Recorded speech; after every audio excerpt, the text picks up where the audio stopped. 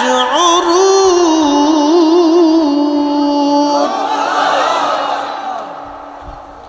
ولا تقولوا তোমরা বলিও না লিমান ইউকতালু ফি সাবিলিল্লাহি আমওয়াত আল্লাহর পথে যারা জীবন দেয় তাদেরকে মরা মনে করিও না বাল আহইয়া বরং তারা জিন্দা জিন্দা জিন্দা জিন্দা জিন্দা আমি বলি নাই মালিক বলেছে আমি বলি নাই কোরআন বলে বাল আহইয়া আল্লাহর পথে যারা জীবন দেয় তারা জিন্দা জিন্দা জিন্দা জিন্দা এই জন্য আল্লাহর ওলিরা মরে যাওয়ার পরও জিন্দা আল্লাহর নবীর ইন্তেকালের পর রওজা শরীফে জিন্দা আল্লাহর পথে জীবন যারা দেয় শহীদ হয় ইন্তেকালের পরেও তারা জিন্দা যারা মানবে না তারা কোরআন মানে না ওরাই হলো গিরগিটির দল কোরআন বলে ওয়ালাকিন লা তাশউরুন তোমরা বুঝো না অনুধাবন করো না যে তারা জিন্দা তোমরা বুঝো না তারা জিন্দা খাসাইসুল কুবরার ভিতরে ইমাম জালালউদ্দিন সুয়ুতি রাহিমাহুল্লাহ তিনি লেখেন রাসূল করিম সাল্লাল্লাহু আলাইহি সাল্লামের চাচাতো ভাই জাফর রাদিয়াল্লাহু আনহু মুতার প্রান্তরে জিহাদের ময়দানে রওনা করবে জাফর রাদিয়াল্লাহু আনহু হযরত আলী রাদিয়াল্লাহু আনহুর আপন ভাই আল্লাহর হাবিবের চাচাতো ভাই আবু তালিবের বেটা জাফর নবীজির কলিজার টুকরো চাচাদের মধ্যে যিনি একজন চাচা আল্লাহর নবীকে সারা জীবন ভালোবাসছে তিনার নাম আবু তালিব যদিও শেষ সময় কালেমা তার নসিব হয় নাই কোন কোন বর্ণনাতে আসছে যে কিয়ামতের মাঠে সবচেয়ে কঠিন আযাব সবচেয়ে সহজ আযাব জাহান্নামের মধ্যে হবে তার নাম আবু তালিব ইমাম সুয়ুতি মাসালিকুল হুনাফার মধ্যে তিনি কথাও লিখেছেন হাদিস এনেছেন যদি আল্লাহ ক্ষমা করেন রাসূলের কারণে সেটা আল্লাহর ইচ্ছা সুপারিশ রাসূলুল্লাহর হাতে থাকবে সেটা আলাদা ফাংশন ওটা আমরা বলতে পারবো না কিন্তু রাসূল করিম সাল্লাল্লাহু আলাইহি সাল্লামের চাচার সন্তান জাফর এবং আলী দুইজন জাফর কালেমা পড়লেন নবী ঘোষণা দিলেন মুতার প্রান্তরে তিনজন সেনাপতি হবে প্রথম সেনাপতি আমার পালিত বেটা জায়েদ দ্বিতীয় সেনাপতি আমার চাচাতো ভাই জাফর তৃতীয় সেনাপতি আব্দুল্লাহ বিন রাওয়াহা রাদিয়াল্লাহু আনহু এই তিনজন সেনাপতি বিদায় নিয়ে আসো আপনজনদের কাছ থেকে জাফর চলে গেলেন বাড়ি যায় বিবিকে বলেন বিবিরে রাসূল করিম আমাকে মুতার প্রান্তরের সেনাপতি নির্বাচন করেছেন আমি দ্বিতীয় নাম্বার সেনাপতি এবং আল্লাহর নবী তিনজনকে সেনাপতি বানিয়েছেন প্রথম নম্বরে জায়েদ নবী বলেছেন জায়েদ শহীদ হয়ে যাওয়ার পরে জাফর সেনাপতি হবে জাফর শহীদ হয়ে যাওয়ার পরে আব্দুল্লাহ বিন রাওয়াহা সেনাপতি হবে আব্দুল্লাহ বিন রাওয়াহা শহীদ হয়ে যাওয়ার পরে মুসলমানরা মুজাহিদরা যাকে খুশি সেনাপতি তারা ওই যুদ্ধের ময়দানে নিয়োজিত করে নেবে জাফর বিবিকে বলে বিবি আল্লাহর নবী আমাকে সেনাপতি শুধু নিয়োগ করে নাই আমাকে তিনি শহীদ বলে ঘোষণা দিয়েছেন আমার আগের সেনাপতিকে শহীদ বলেছেন আমার পরের জনকে শহীদ বলেছেন বিবিরে শোনো আমি মুতার প্রান্তরে যাচ্ছি কোনোদিন আর ফিরে আসবো না কারণ রাসূল আমাকে শহীদ ঘোষণা দিয়েছেন অবশ্যই মুতার প্রান্তরে আমি শহীদ হয়ে যাব একবার জোরে বলা যাবে কি ইয়া রাসূলুল্লাহ হযরত জাফরের স্ত্রী দুই রাকাত নামাজ পড়ে হাত তুলেছে ইয়া রব তোমার রাসূল আমার স্বামীকে মুতার প্রান্তরের দ্বিতীয় নাম্বার সেনাপতি ঘোষণা দিয়েছে শুধু সেনাপতি ঘোষণা দেয় নাই আল্লাহ তাকে শহীদ বলে ঘোষণা দিয়েছে আমি জাফরের বিবি তোমার কাছে দরখাস্ত করি আল্লাহ আমার স্বামীকে তুমি গাজী বানাইয়া আমার কোলে ফেরত পাঠাও এই দোয়াটা করার সঙ্গে সঙ্গে জাফর রাদিয়াল্লাহু আনহু তলোয়ার টেনে বের করলেন। তলোয়ারের পার্শ্ব পিঠ দিয়ে বিবির পিঠের মধ্যে আঘাত করে বললেন, বিবি রে, রাসূল করিম আমাকে শহীদ বলে ঘোষণা দিয়েছেন, তুমি উল্টা দোয়া করতেছো। আল্লাহু আকবার। হরি ইয়াকিন কি ছিল রাসূলুল্লাহর উপরে, ইয়াকিন কি? তলোয়ারের পার্শ্ব পিঠ দিয়ে বিবির পিঠে আঘাত করে বলতে, যাই বিবি, হাবিবি কিবরি আমাকে শহীদ বলে ঘোষণা দিয়েছে, আমি শহীদ হয়ে যাব, তুমি হাজার দোয়া করলেও আর কাজ হবে না। কেন রাসূলের দোয়ার বিরুদ্ধে তুমি দোয়া করলে? ইয়াকিন কি? এইভাবে আপনাকে রাসূলের প্রতি ইয়াকিন আনতে হবে। নাস্তিকের বাচ্চা রাসূলুল্লাহর ইজ্জত নিয়ে বলে রাসূল মরু ডাকাত ছিল, আমরা আর বুঝতে বাকি নাই। ওরা ওদের পরিচয় দিয়েছে ঝড়ে জঙ্গলে, আতারে পাতারে, হোটেলে মোটেলে, অবৈধভাবে ওদের জন্ম হয়েছে। কথা বলেন ঠিক কিনা? ওদের জন্মে ভেজাল আছে। কথা বলেন ঠিক কিনা? কিসে ভেজাল? ও নাস্তিকদের জন্মে ভেজাল আছে। হ্যাঁ আমার নবীর উম্মতেরা খুবই মনোযোগ দিয়ে শুনিয়া যান। আল্লাহর হাবিবের সাহাবী জাফর রাদিয়াল্লাহু আনহুর দুইটা হাত কাটার পরে আল্লাহর নবী মদিনার রাস্তা দিয়ে হেঁটে যায়। এমন সময় নবীজি বলেন, ওয়ালাইকুম আসসালাম। সাহাবীরা বললেন, হুজুর সালাম দিল কে? জবাব আপনি দিলেন। আল্লাহর নবী ডাক দিয়ে বললেন, আমার সামনে দিয়ে আমার জাফর উড়ে উড়ে যায়। আমার জাফরকে দুইটা হাতের বিনিময়ে আল্লাহ দুইটা পাখা দিয়ে দিছে। আমার জাফর জান্নাতের যেখানে খুশি সৃষ্টির সেখানে আমার জাফর উড়ে উড়ে যায়। একসাথে বলেন আল্লাহু আকবার। আমার জাফরের দুইটা হাত কাটার পরে আল্লাহ দুইটা পাখা দিয়ে দিছে। আটটা জান্নাতের যেখানে খুশি সেখানে ঘুরে বেড়ায়। আমার জাফর আমার সামনে দিয়ে যাওয়ার সময় আমাকে সালাম দিয়ে গেছে, আমি তো সালামের জবাব দিছি। আরে দুনিয়ার নবী, রূহের দুনিয়ার নবী, দুনিয়ার জগতের নবী যদি নূরের জগতের জাফরের সালামের জবাব দিতে পারে, রাহমাতুল লিল আলামিন রওজা শরীফ থেকে আজকে আমাদের সালামের জবাব দিতে পারে, নবী আজকের মাহফিল দেখতে পারে। কথা বলেন ঠিক কিনা? ইমাম হুসেইন শাহাদাতের পরেও জিন্দা। মস্তক থেকে আওয়াজ আসলো, কি চমৎকার! আশিক রাসূল তার কপালে চুমা দিলেন, তার মুখে চুমা দিলেন। একসাথে বলা যাবে না মারহাবা? প্রিয় মুসলমান, আসকালানের গভর্নর পবিত্র মস্তক রেখে দাফন করে দিল।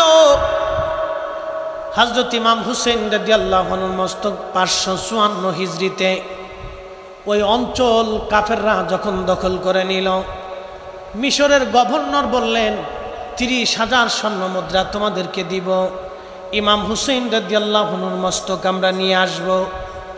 ওরা বলল, 30,000 স্বর্ণ মুদ্রা পাবো, তাহলে নিয়ে চলে যাও, ওটা তো আমাদের দরকার নাই।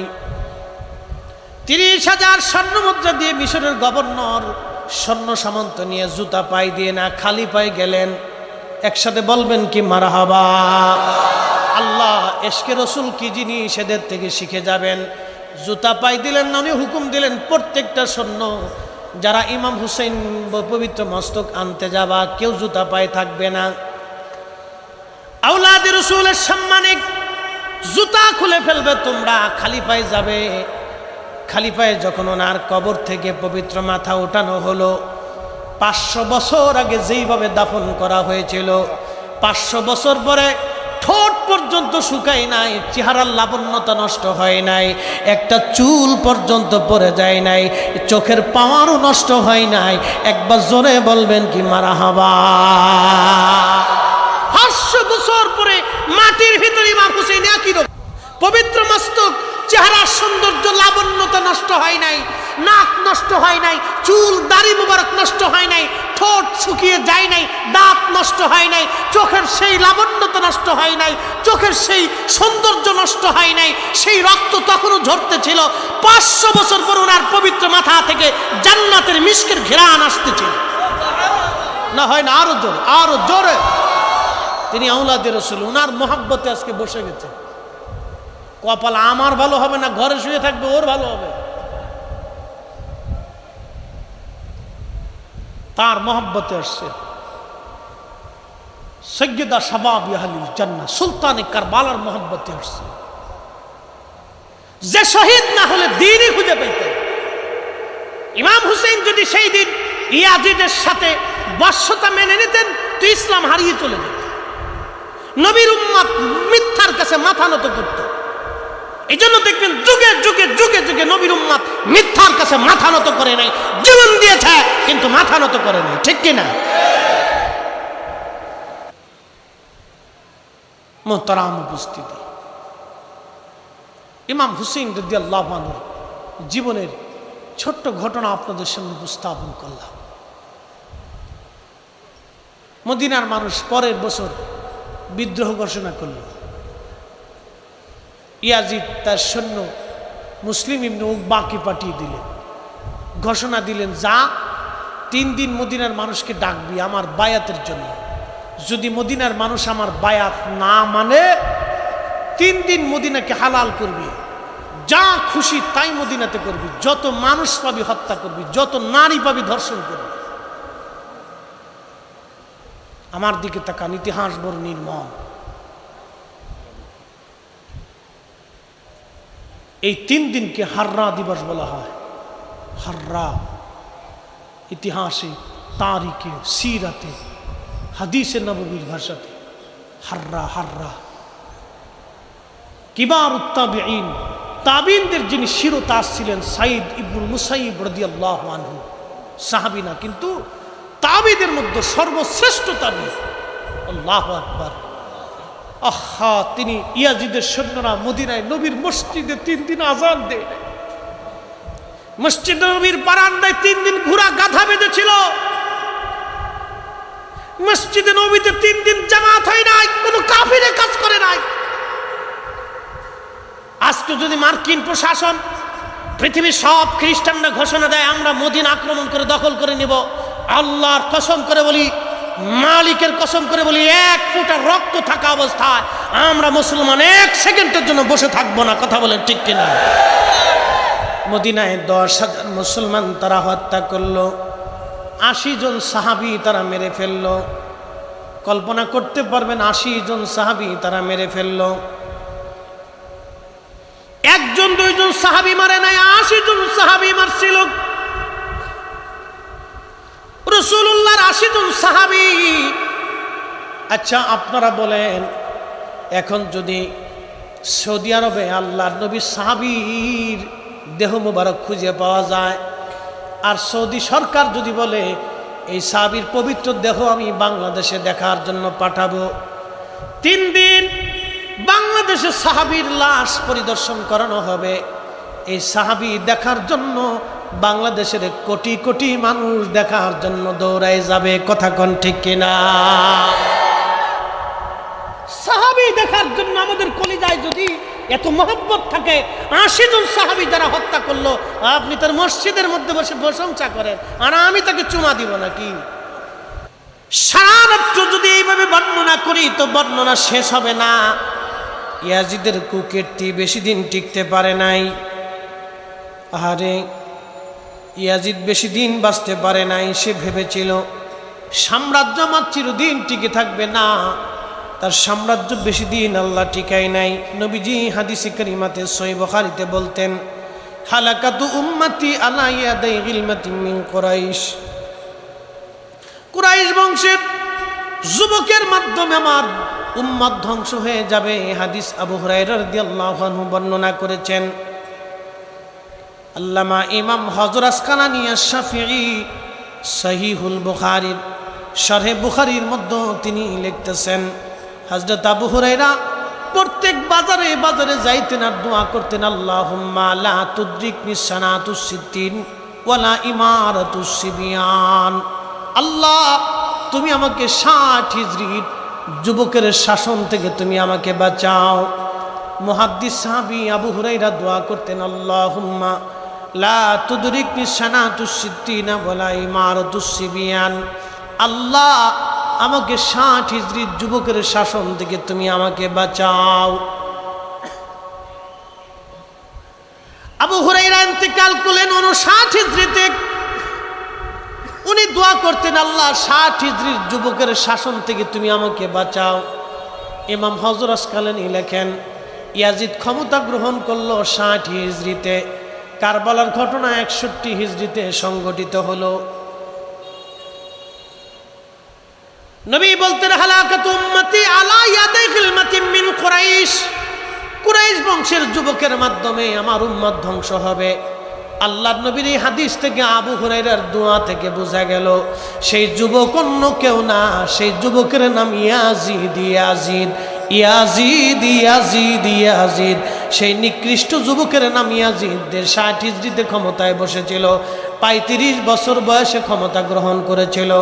4 বছর দুনিয়াতে ক্ষমতা পালন করার পরে 4 বছরে সে মারা গেল। 4 বছরে 3টা অপকর্ম সে করেছিল।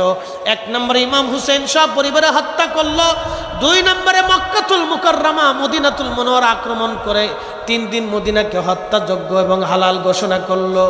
যেই মদিনা নবী হারাম ঘোষণা করলেন, সেই মদিনাকে ইয়াজিদ হালাল ঘোষণা করলো। 3 নম্বর সে মক্কাতুল মুকাররমা আক্রমণ করে তার সৈন্যরা মক্কার গিলাফে আগুন ধরে কাবা শরীফ পোড়ায় ফেললো। এই 3টা কঠিন ঘটনার কারণে ইয়াজিদের প্রশংসা যারা করবে ওরাই হলো বর্তমান জমানার গিরগিটের দল। হাত উঁচা করে বলেন ঠিক কিনা? জীবন গেলে ওদেরকে মানা যাবে না, ঠিক কিনা? কোনো মতেই না। আবু হুরায়রা তার ফিতনা থেকে বাঁচার জন্য প্রত্যেক বাজারে বাজারে ঘুরতেন আর দোয়া করতেন, আল্লাহুম্মা লা তুদরিকনি সানাতুস সিদ্দিক ওয়ালা ইমারাতুস সিবিয়ান। আল্লাহ 60 হিজরির যুবকের ফিতনা থেকে, শাসন থেকে তুমি আমাকে বাঁচাও আল্লাহ, এটা আমি সহ্য করতে পারবো না। আবু হুরায়রা বলতেন, আল্লাহ আমাকে বাঁচাও তুমি আল্লাহ। ওয়াজ করলে কি লাভ, শুনলে কি লাভ? লাভ হবে তার আমলে, আমলেও লাভ হবে না নবী প্রেম না থাকলে দিলে। নবী প্রেম থাকলে দিলে লাভ হবে কম আমলে, সুপারিশ করবেন নবী রোজ হাসরের ময়দানে। জ্ঞানী যারা বুঝে তারা শুধু ইশারায়, নাদানের বুঝাইতে পারে আছে কে কোথায়। জ্ঞানীর মতো জ্ঞানী হলে অল্প কথাই বুঝে, কচুর মতো কচু হলে অল্প জালেই সিজে। কথা বলেন ঠিক কিনা? ইমান নিয়ে আমল নিয়ে কবরে যাইতে হবে। ইমান আমল ছাড়া কবরে গেলে মহা বিপদ। আল্লাহ কোরআনে বলেন, ইন্নাল্লাযীনা আমানু ওয়া আমিলুস সলিহাতি উলাইকা হুম খায়রুল বারিয়া। আল্লাহ কোরআনে বলতেছেন, ইমানে আমলে, ইমানে আমলে। ইমান শুধু নিজের ইচ্ছা মতো নিলে হবে না। যে আকীদায় খাজা মাইনুদ্দিন চিশত আজমিরি সেনজেরি খাজা হয়েছে, যে আকীদায় হুজুর গাউসে পাক মুহিউদ্দিন আব্দুল কাদের জিলানী গাউসে সাকালাইন হয়েছে, যে আকীদায় খাজা বাহাউদ্দিন নকশবন্দ বুখারী ঘুমিয়ে গেছে, যে আকীদায় 1000 বছরের মুজাদ্দিদ আল ফিসানি সরহিন্দি রহমাতুল্লাহ আলাইহি ঘুমিয়েছে, যে আকীদায় হযরত ইমাম আযম আবু হানিফা ঘুমিয়েছে, ইমাম আবু ইদ্রিস শাফি ঘুমিয়েছে, ইমাম মালিক ইবনে আনাস ঘুমিয়েছে, ইমাম আহমদ ইবনে হাম্বল ঘুমিয়েছে, সাহাবী তাবি তাবিনগণ ঘুমিয়েছে। সেই আকীদায় আমাদের ঘুমাইতে হবে। সে আকীদার নাম আকাঈদে আহলে সুন্নাত ওয়াল জামাত। আহলে সুন্নাত ওয়াল জামাত ছাড়া ঈমান কামিল হবে না, হবে না, হবে না। কথা বলেন ঠিক কিনা? হবে না। ঈমান কামিল করতে হলে আকাঈদে আহলে সুন্নাত ওয়াল জামাতের প্রতি ঈমান কামিল করতে হবে। ওয়ামিলুস সালিহাত, নেক আমল, ভালো কাজ, ভালো আমল আপনাকে করে যেতে হবে। খারাপ কাজ করা যাবে না। ভালো আমল, ভালো আমল করে যাওয়া লাগবে। মুসলমান ভালো আমল করে যাওয়া লাগবে। বাবুরহাটের মুসলমান, এখন আপনাদেরকে ভালো আমলের ভিতরে একটা আমলের কথা বলে দিয়ে যায় আমরা, খুব মনোযোগ দিয়েন। আপনি যদি নামাজ পড়তে আসেন, এখন শুয়োরের গোশত খাইয়া যদি নামাজে দাঁড়ায় যান, শুয়োরের গোশত খাইয়া যদি কাবা ঘরে নামাজে যান, বাইতুল্লাহ শরীফে যাইয়া মাকাম ইব্রাহিমে দাঁড়ায় গেলেন, বিরাট বড় পাগড়ি, বিরাট বড় জুব্বা, সুগন্ধি টন্দি লাগাইয়া মিশক টিশক করে বিরাস মিরাস কইরা সুন্দর করে নামাজে দাঁড়াইলেন। রাত্রিবেলা আসার পরে দাঁড়াই গেলেন। প্রথম রাকাতে 15 পারা, দ্বিতীয় রাকাতে 15 পারা, মোট 1 খতম কোরআন যদি পড়ে আপনি নামাজ আপনি সারা রাত্র পরে আদায় করিয়া তাহাজ্জুদ নামাজ, ফজরের নামাজ পড়ে যদি মাকামে ইব্রাহিম থেকে বের হয়ে আসেন, আপনি নামাজ পড়তে গেছেন শুয়োরের গোশত খাইয়া, আচ্ছা সারা রাত্র ইবাদত করলে কি নামাজ হবে? দেখেন আবু তালিবের বিষয়টা ভিন্ন, তিনি তো কালেমা পড়েন নাই, তিনি তো কালেমা পড়েন নাই, ঈমান আনেন নাই। এখানে ঈমান শর্ত, ঈমান শর্ত। এই জন্য আল্লাহ রাসূল বলেছেন আল মারু আমান আহাব্বা, তুমি যাকে, সহিহ বুখারীর হাদিস, তুমি যাকে মহাব্বত করবে তার সাথে তার হাসন নাসর হবে। একসাথে বলা যাবে না সুবহানাল্লাহ? সহিহ বুখারীতে রাসূল বলেছেন লা ইউমিন, তুমি ঈমানদারি হবে না হাত্তা আকুনা আহাব্বা ইলাইহি মিন ওয়ালিদিহি ওয়া ওয়ালাদিহি ওয়ান নাসি আজমাইন। দুনিয়ার সব ব্যক্তি, পুরুষ, জীবন, ভালোবাসার মানুষ, পিতা মাতা, আত্মীয় স্বজন যাহা আছে, তোমার সন্তান সন্ততি, সব কিছুর চাইতে আমি নবীকে তোমাকে ভালোবাসলে তাহলে তুমি ঈমানের স্বাদ পাবা। মারহাবা বলবেন না? এখানে ঈমান শর্ত। কি শর্ত? ঈমান শর্ত। ভাইয়ের প্রশ্ন ঠিক আছে, ঈমান শর্ত। আবু তালিব তো ঈমান আনেন নাই, এই জন্য তিনি ভালোবাসছেন কিন্তু বেনিফিট পান নাই, তিনি ঈমান আনেন নাই। আমরা তো ঈমানদার, কালমা পড়ছি, কথা কন না কেন? তাহলে আমরা যেহেতু ঈমান আনছি, তাহলে রাসূলুল্লাহর হাদিস, বুখারী থেকে 2টা হাদিস আমরা বললাম, 2টা হাদিসের ভিত্তিতে আমরা বলতে পারি ভালোবাসলেও বেনিফিট পাওয়া যাবে। কি কথা কন না কেন? আরে আল্লাহর খলিলের বিরুদ্ধে দাঁড়াইয়া আগুনে ফু দেওয়ার জন্য যদি একটা প্রাণীর শাস্তি এরকম হতে পারে, আওলাদের রাসূলের গলায় যারা ছুরি চালিয়েছিল, 3 দিন ধরে তাদেরকে নির্মম কষ্ট যারা দিয়েছিল, তাদের পরিবারদের পর্দার বাহিরে এনে ঘোড়ার পৃষ্ঠে চড়িয়ে তাদেরকে বাজারে বাজার প্রদক্ষিণ করা হয়েছিল, রাসূল কারীমের ইজ্জতের চাদর যারা ধরেছিল, আল্লাহি বিল্লাহি তাল্লাহি কাবা শরীফের গিলাফ দিয়েও তাদেরকে কবর দিলে জান্নাত নসিব হবে না। কথা বলেন ঠিক না বেঠিক?